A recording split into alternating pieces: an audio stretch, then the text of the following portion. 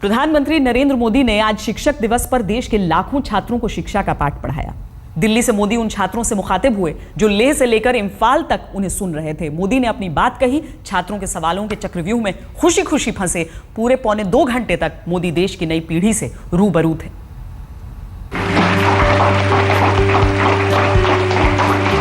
प्रधानमंत्री के सामने आज का दिन बच्चों का था, तो छात्र का पहला सवाल सीधे उनके गुजरात से दिल्ली आने और जिंदगी के बदलावों पर था। फर्क तो बहुत लग रहा है। एक तो मुझे समय नहीं मिला है अभी दिल्ली देखने का।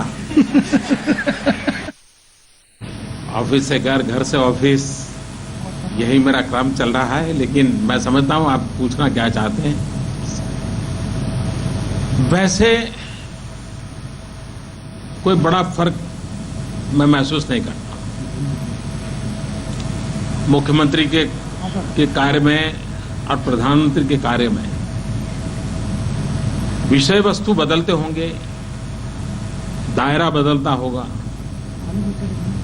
जिम्मेवारियां जरा ज्यादा बढ़ती होगी, लेकिन व्यक्ति के जीवन में कोई ज्यादा फर्क नहीं आता है। उतनी मेहनत करनी पड़ती है, शायद थोड़ी ज्यादा करनी पड़ती है। अगला जिंदगी के बदलावों के बाद दूसरा सवाल प्रधानमंत्री की कामयाबी और उनके शीर्ष पर पहुंचने में योगदान पर था। अगर आपको सही शिक्षा नहीं मिली है तो अनुभव भी आपको बर्बाद करने का कारण भी बन सकता है या आगे बढ़ने का अवसर ही बन सकता है। सपने दिखाने वाले प्रधानमंत्री से एक बच्चे ने सवाल उनके बचपन के बारे में पूछा। जानना चाहा कि क्या पीएम बनने का सपना देखा था आपने? और मैं तो कभी स्कूल में मॉनिटर का चुनाव भी नहीं लड़ा था। और नहीं, और दूसरा धीरे धीरे करके मैंने जो पढ़ा है, अपने बड़ों से सुना है, उससे मुझे लगता है कि कभी कभी इस प्रकार की महत्वाकांक्षाएं बहुत बड़ा बोझ बन जाती है, बड़ा संकट बन जाती है। अगला सवाल प्रधानमंत्री के बच्चों के बीच आने और नफा नुकसान पर था। सवाल था कि यहाँ छात्रों के बीच आकर आपको क्या मिला? लाभ मिलता होता तो मैं नहीं आता। क्योंकि वो लोग ज्यादा मुसीबत में होते हैं जो लाभ के लिए काम करते हैं। बहुत सारे काम होते हैं जो लाभ के लिए नहीं करने चाहिए, और जब लाभ के लिए नहीं करते हैं तो उसका आनंद कुछ अलग होता है। प्रधानमंत्री कभी कड़क दिखते हैं तो बच्चों के बीच घुलने मिलने का उनका अंदाज बच्चों का दिल जीत गया। एक बच्चे ने पूछा कि लोग आपको हेडमास्टर क्यों कहते हैं? टास्क मास्टर तो हूँ मैं। काम खुद भी बहुत करता हूँ और काम खूब लेता भी, और समय पे काम हो इसका आग्रही भी। और शायद मैं इतना डिसिप्लिन न होता, और मैंने शायद खुद से भी इतना ही काम लिया है। वैसे प्रधानमंत्री ने उन छात्रों के सवालों के भी जवाब दिए जो लेह से लेकर दंतेवाड़ा तक उनके सैटेलाइट लिंक से जुड़े थे। आज तक ब्यूरो। मोदी ने दरअसल भाषण छोटा दिया, उसके बाद दिलचस्प हिस्सा शुरू हुआ जब छात्रों ने सवाल पूछने शुरू किए। एक छात्र ने यह पूछ लिया कि मैं प्रधानमंत्री कैसे बन सकता हूं। उसका जो जवाब मोदी ने दिया उसमें कुछ राजनीति के लिए एक भविष्यवाणी के तौर पर भी छुपी हुई है कि क्या मोदी 10 साल तक प्रधानमंत्री बनने का प्लान तैयार कर चुके हैं। प्रधानमंत्री के सामने एक बच्चे का सबसे मुश्किल सवाल इम्फाल से आया। बच्चे ने पूछा कि मैं प्रधानमंत्री कैसे बन सकता हूँ, और दूर दराज के उस छात्र को पीएम ने 2024 का चुनावी मिशन याद दिला दिया। Sir, how can I become a Prime Minister of India, sir?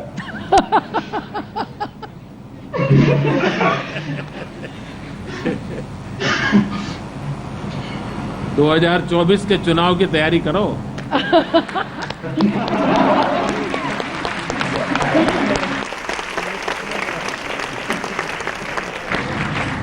और इसका मतलब ये होगा कि तब तक मुझे कोई खतरा नहीं है।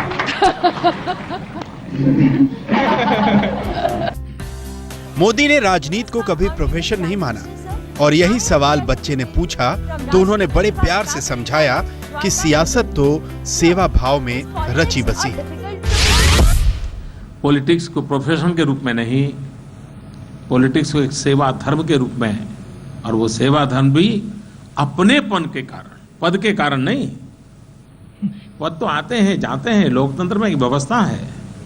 अपनापन ये चिरंजीव होता है। मोदी से बच्चों के सवालों में कुछ तो बड़े टेढ़े मेढ़े थे। तिरुवनंतपुरम से एक सवाल था कि आप शिक्षक होते तो कैसे छात्रों को पसंद करते। सचमुच में अगर टीचर के रूप में मैं देखूं तो कोई डिस्क्रिमिनेशन नहीं होना चाहिए स्टूडेंट में। उसकी एबिलिटी के आधार पर कोई डिस्क्रिमिनेशन नहीं हो सकता। सभी पालक, अगर 30 पालकों का क्लास है, 30 को अपना मानना चाहिए। नक्सल प्रभावित दंतेवाड़ा की एक छात्रा की आवाज भी दिल्ली में प्रधानमंत्री तक पहुंची, जहां वहां के हालात की शक्ल में सवाल उठे। अगर देश को आगे बढ़ाना है, और महात्मा गांधी कहते थे कि एक बालक पढ़ता है तो एक व्यक्ति पढ़ता है, लेकिन एक बालिका अगर पढ़ती है तो 2 परिवार पढ़ते हैं, मायके वाले और ससुराल वाले। मोदी ने बच्चों के सामने डिजिटल इंडिया से लेकर स्कूलों में शौचालय तक की बात की। घर घर में शिक्षा का मसला उठाया, बच्चों को पर्यावरण की जटिलताएं समझाई। शिक्षक दिवस पर वास्तव में दिन तो आज बच्चों का रहा। आज तक ब्यूरो। बहुत कयास लगाए जा रहे थे कि शिक्षक दिवस पर नरेंद्र मोदी का संबोधन कैसा होगा, लेकिन एक बार जब मोदी ने मंच संभाला तो एक साथ शिक्षक दिवस की प्रासंगिकता, एक भूला हुआ आदर्श सबको झकझोरने लगा। मोदी अब हमारे बीच पहुंच चुके हैं।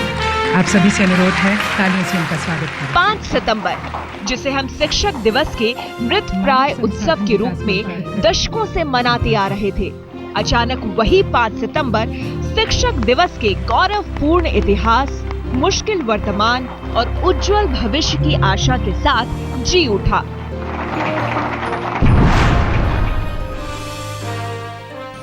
भारत के भावी सपने जिनकी आंखों में सवार हैं, उन बालकों के साथ बातचीत करने का अवसर मिला है। प्रधानमंत्री ने कहा कि देश की भावी पीढ़ी को शिक्षकों का महत्व बताना होगा, उस महान परंपरा को समझाना होगा जिसमें छात्र, शिक्षा और शिक्षक एक सूत्र में बंधे थे। दुनिया में किसी भी बड़े व्यक्ति को पूछिए, उसके जीवन की सफलता के संबंध में 2 बातें वो अवश्य बताएगा। एक कहेगा मेरी माँ का योगदान है, दूसरा मेरे शिक्षक का योगदान है। करीब करीब सभी महापुरुषों के जीवन में ये बात हमें सुनने को मिलती है। लेकिन यही बात हम जहां है वहां हम एक सजगता पूर्वक उसको जीने का प्रयास करते हैं क्या? प्रधानमंत्री ने पूछा कि जो कभी समाज में सबसे सम्मानित हुआ करते थे, वही अब व्यवसाय के तौर पर चुने जाने में सबसे पीछे हैं। आखिर छात्र शिक्षक क्यों नहीं बनना चाहते? भारत युवा देश है। क्या भारत ये सपना नहीं दे सकता कि हमारे देश से बहुत ही उत्तम प्रकार के टीचर हम एक्सपोर्ट करेंगे? और आज जो बालक है उसके मन में इच्छा नहीं जगा सकते कि हाँ, मैं भी एक अच्छा टीचर बन के देश और समाज के लिए काम आऊंगा। देश के सभी शिक्षकों को प्रधानमंत्री ने बात आगे बढ़ाई तो बोले, अब वैसे छात्र कम हो गए हैं जो अपने शिक्षकों की नकल करना चाहते हैं। मोदी ने कहा, आने वाली पीढ़ियों के बारे में विचार करना होगा।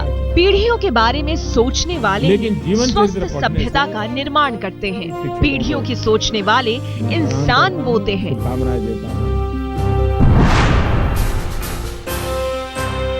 चीन में कहावत है, जो लोग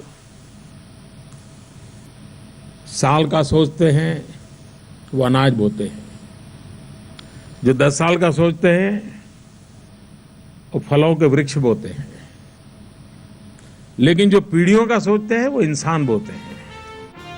प्रधानमंत्री ने इस अर्थ में एक बड़ा काम किया है कि छात्रों को शिक्षकों के बारे में और शिक्षकों को छात्रों के बारे में नई दृष्टि से सोचने का कारण दे दिया है। आज तक ब्यूरो। प्रधानमंत्री ने सिर्फ नसीहत नहीं दी, न ही आदर्श बताया, बल्कि बच्चों को खुश रहने की भी सलाह दी। बोले बच्चों के लिए खेलना कूदना भी उतना ही जरूरी है जितना कि पढ़ना लिखना है।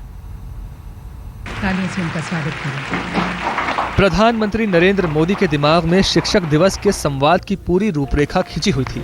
पहले जहां वो शिक्षक, शिक्षा व्यवस्था और उस परंपरा को फिर से जीवंत करने की बात करते रहे, बाद में उन्होंने स्वावलंबन का मुद्दा उठाया। जापान से लौटे मोदी बोले, वहां छात्र और शिक्षक मिलकर स्कूल की सफाई करते हैं और हमें ऐसा सोचने में भी अपराध बोध होता है। मैंने क्योंकि एक दिन देखा था, जब मैं गुजरात में था, तो एक टीवी पे कार्यक्रम आ रहा था। कार्यक्रम ये था कि इस स्कूल में बच्चे सफाई कर रहे थे और क्या तूफान खड़ा कर दिया था कि बच्चे स्कूल में सफाई करते हैं, ये कैसी स्कूल है, ये कैसी मैनेजमेंट है, कैसे टीचर है, बच्चों पर दमन कर रहे हैं। सब कुछ मैंने देखा था एक बार। खैर, मैंने उनसे तो मजाक कर ली, लेकिन हम इसको एक राष्ट्रीय चरित्र कैसे बनाएं? प्रधानमंत्री ने पूछा कि भारत जैसा देश पीछे क्यों है, जबकि उसे पीछे नहीं रहना चाहिए। ऐसा देश नहीं है कि जो जिसको इतना पीछे रहने की जरूरत है। हम बहुत आगे जा सकते हैं और इसलिए हमारा राष्ट्रीय चरित्र कैसा बने, इस पर हम लोगों का कोई एम्फेसिस होना चाहिए। इसके आगे उन्होंने कहा कि परिस्थितियों का रोना रोने वाले बेकार होते हैं, परिस्थितियां रोक नहीं पाती। मैं नहीं मानता हूं जिंदगी में परिस्थितियां किसी को भी रोक पाती हैं, नहीं रोकती हैं, अगर आगे बढ़ने वाले के इरादों में दम हो। और मैं मानता हूं हमारे देश के नौजवानों में, इन बालकों में वो सामर्थ्य है। प्रधानमंत्री ने बच्चों को समय के साथ चलने की नसीहत भी दी। बोले, तकनीक का दौर है, तकनीक के साथ चलना होगा। हम जिन बालकों के साथ जी रहे हैं, जो कि आज टेक्नोलॉजी के युग में पल रहा है, बढ़ रहा है, उसे वंचित न रखें। लेकिन अपने भाषण में उन्होंने सिर्फ पढ़ने, लिखने, सम्मान करने का उपदेश ही नहीं दिया, खेलने की स्वस्थ सलाह भी दी। बोले, ये उम्र खेलने कूदने, पसीना बहाने की है।